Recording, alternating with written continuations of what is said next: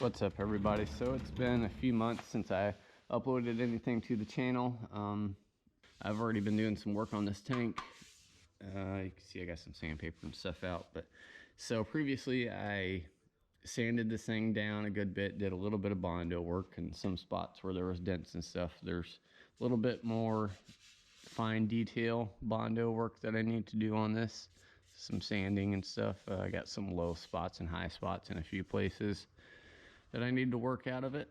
But I went to Napa earlier, took the original tank over there that was on it to Napa, and they scanned it with their little pigment scanner deal, and they didn't come up with any matches in their system for that particular color of paint, so it has to, you know, like do its own little formulation for that paint. And they said it usually takes a while to do that, so I will be going there tomorrow, more than likely to be picking up that base coat for the paint. Anyway, we got some genuine OEM grips for the MR175. That would be the clutch side there, and then got our, yeah, look how bad that. Like, what is going on here? That is so dry rotted. Horrible. Like I said, a little bit more work to do on that, and then we'll be getting that tank painted for this. I need to also actually try to get this thing started and running again. I'm gonna have to really do a deep clean on that carburetor, just because it was so freaking horrible. I wish I would have made a video of it while I was doing it, but yeah, it was so bad. There was all kinds of nasty junk in there. And yeah, I'm gonna quit talking and get to work on this tank here so we can get it done.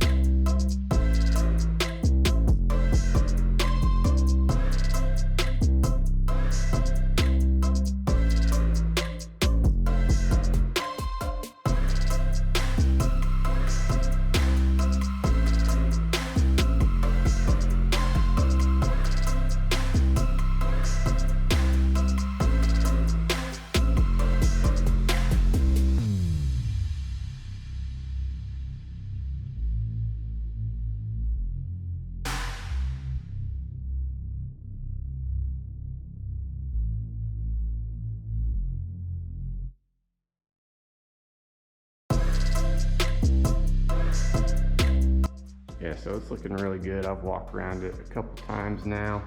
I'm not seeing any high-low spots. That stuff right there where the Bondo is might look a little weird, a little white and stuff, but yeah, there's no shadows or anything, any of high and low spots or dents or anything showing up. So really nice. There's a couple little spots I need to do some fine tune sanding on, like there and right there that I've noticed so far, and then also just to get rid of all these dust nibs and crap. But that's what I was talking about with cleaning up this freaking paint booth. It is so nasty in here, but oh, that's probably gonna be a day-long project getting as clean as I want it to be. So okay, so I accidentally got a little bit OCD last night and got a little bit carried away cleaning up the bike, or seeing what I could kind of like restore and stuff, and did a little bit of work on the fork tube here, some more work on the bars there, and those got real nice shine to them now. There's some fitting there that, you know, it's just not going to come out, but it's looking so good now compared to what it was. So this right side, or the left side here, is what everything looked like beforehand for the most part. And then we come over here, and yeah, we got nice shiny look going on here. I actually took the hardware off the bars here, cleaned all that stuff up. I'm going to clean a little bit more on this boot because there's some dirt on the inside of it. But got the new grips on there as well. I got a little bit carried away on the frame here. I started cleaning it up real nice. So yeah, that's coming out pretty awesome. There's a few spots that I need to hit a little better, but I just wanted to see basically how well everything is going to clean up. So this exhaust shield here, it cleaned up really good too. There was just a bunch of dirt on it. And I mean, of course there's some pitting and stuff I wanted to get out of there, but I went to Napa, picked up the paint, and it was quite a bit cheaper than what I thought. We got our half pint of paint here for the 76 MR 175, and this is the paint code that it formulated for itself, CG 104. So we'll see how that turns out. Got the base coat activator there and the 2K clear coat activator right there. I do still have a little bit of that left, so I'm going to finish this off and then I'll tap into that if I need it. A couple little mixing cups, a couple bigger mixing cups. I'll probably just use the little ones, and then use these little guys here to measure out the activator for the little cups and stuff. But crap, I just realized I forgot mixing sticks, and also I really well, I was over here looking, and this skid plate is pretty rusty, and I'm considering painting. I would kind of like to go ahead and just paint everything that needs to be painted while I'm painting and have everything ready. So obviously there I would paint that with some black, but I'll have to do some prep work to it. And then also these foot pegs, I'm gonna assume that more than likely they were probably painted as well and not powder coated. Yeah, I don't really want to stray away from the authenticity of what was originally done to it, so yeah.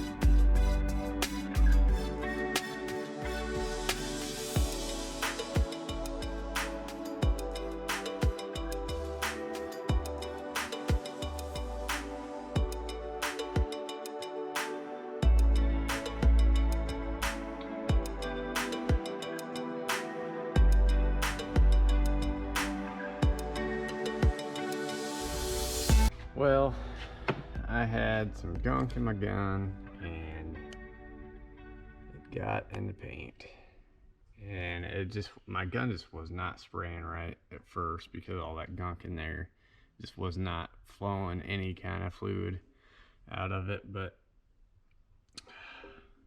oh well, I'm glad I decided to start on the bottom. I cleaned it super thoroughly now, and it should be good to go next time that I start spraying. So definitely gonna have to do some wet sanding on this base coat, try to get some of these dust nibs out, and I'll probably do another coat over it after that. But man, frick, that sucks. But also the paint color, it's a little bit lighter, I think, than the original tank. The original tank seems like it's a little bit darker to me. Yeah, it's definitely darker. Whatever. Anyway, gonna let this cure overnight, and I will be wet sanding it in the morning. Try to get some of those dust nibs and crap out, and I don't know, man. I don't know. I may go ahead and do a coat on the outside of it too. I just need to wet the floor in the paint booth.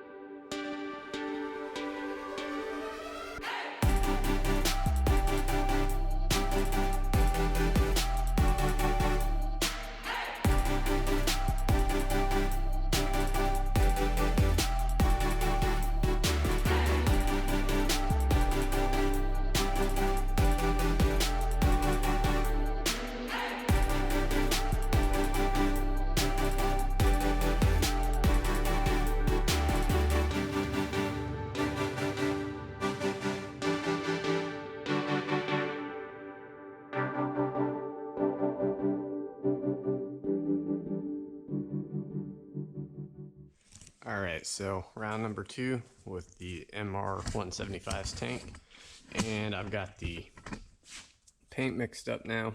I just got the reducer and the base coat in there.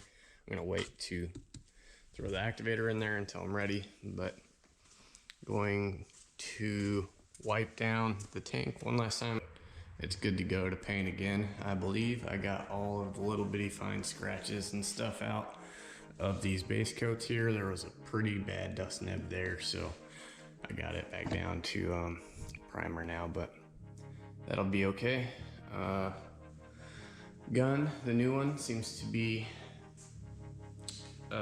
spraying good. I got the spray pattern set up. The amount of fluid that it's putting out seems to be good, and I got the pressure preset to right around 30 psi. So yeah, we'll see how she does, but I think it's going to be all right. It seems to be spraying good, like I said, when I ran that reducer through it, so we'll see how it does. But I'm going to throw this activator in here and get my mask on and get spraying.